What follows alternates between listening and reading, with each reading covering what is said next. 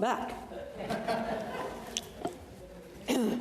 I rise to speak on this important piece of legislation, that is Bill C-35. We've heard from many of you in this debate, bringing to bear both your experiences and background on why this legislation is so important for those of you in your communities.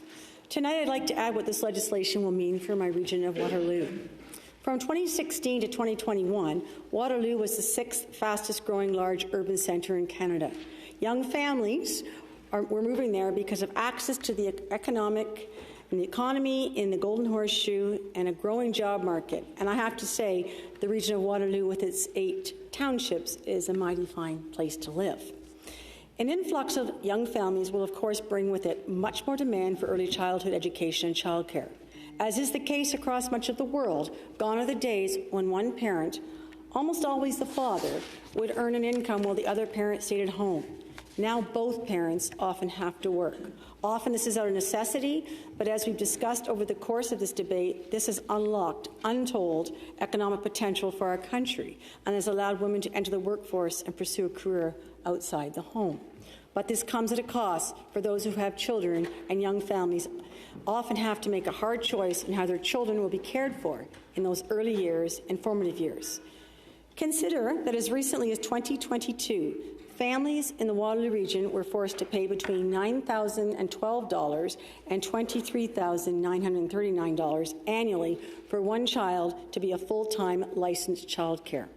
And now, consider that the most recent census results show that the median after-tax household income in Waterloo region is $81,000. So at the median cost of childcare I just referenced, the average family in Waterloo and many other communities would have to spend roughly 20% of their household income for a childcare spot. With 2 young children, that's about 40%. Families look at these costs and have a stark choice to make. Is it even worth it for both parents to work if one parent is barely covering the costs of children? If they decide it's not, it goes without saying that too often it's the mother who makes the decision to stay at home. While this is only a temporary arrangement before the children are old enough to attend school, I don't need to explain to this room of fairly high-achieving individuals what even a few years of interrupted professional development means for one's career. Not only is it a loss to the individual, but the economy as well. You've heard the stats. Forcing mothers to stay at home because childcare is unaffordable has a negative impact on the economy.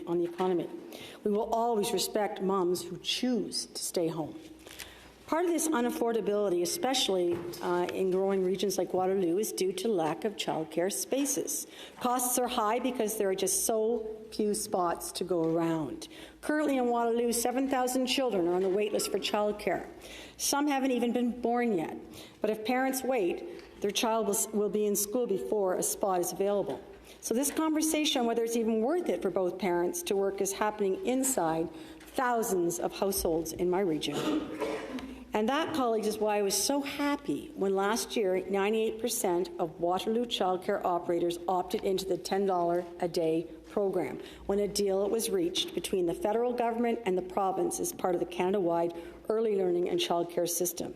And is why I was even more thrilled when just 2 weeks ago, through this agreement, the provincial government announced they would provide the region with $97 million to help create 3,725 childcare spaces over the next 3 years. This included an announcement that early childcare workers enrolled in Canada-wide early learning and childcare system will get a 19% pay raise, and they will see their pay increase on an average from $20 an hour to $23.86 an hour as of January 1st. This is good news.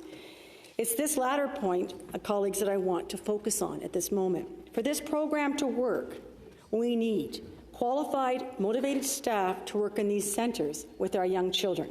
To do so, potential workers need education. They need training.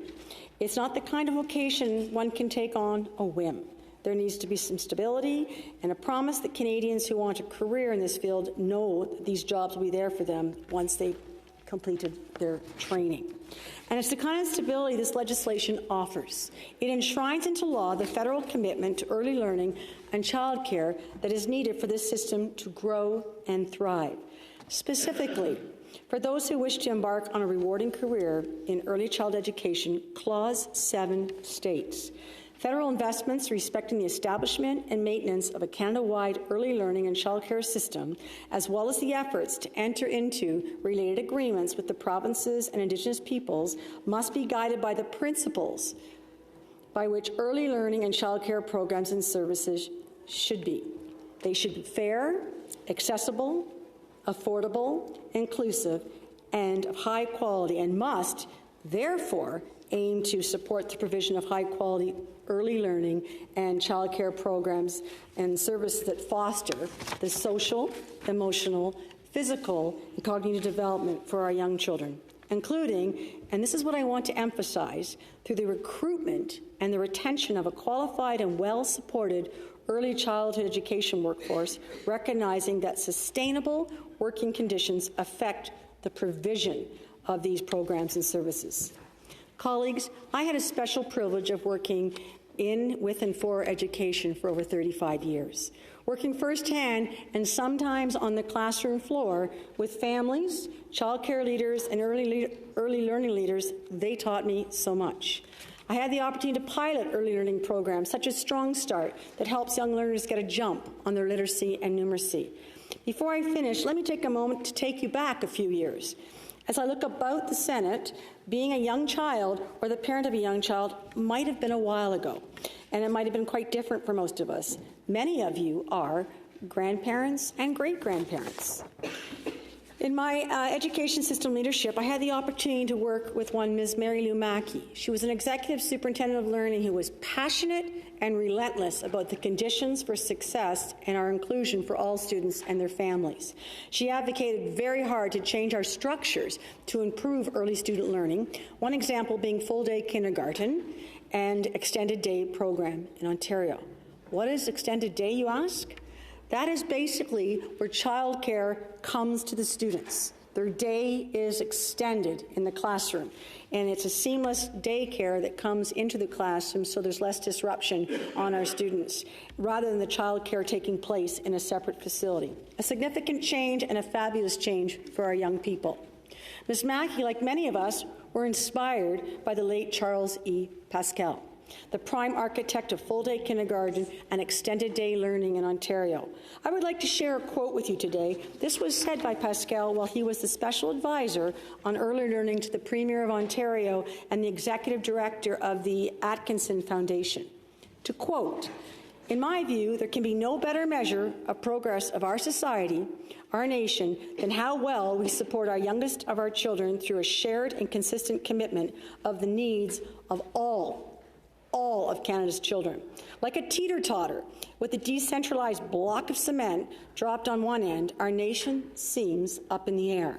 While we still have some glue left that seems to define what it means to be a Canadian, the obvious binder being universal health care, we need more. We need much more. High-quality early childhood education, which is a key determinant of good health, one that can dramatically reduce health care expenditures, should be the stuff of getting our nation moving to a more cohesive and balanced society." End of quote. Charles Pascal passed away earlier this year. If he hadn't, he'd be sitting front row watching this debate.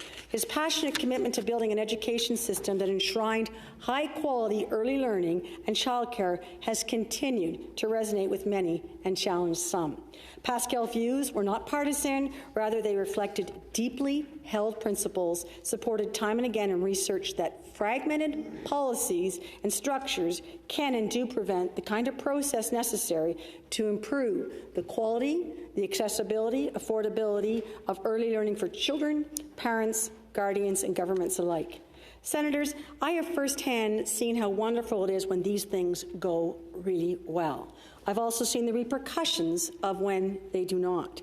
This legislation, in formulating the principles which I think tick every box that we need at this moment in time.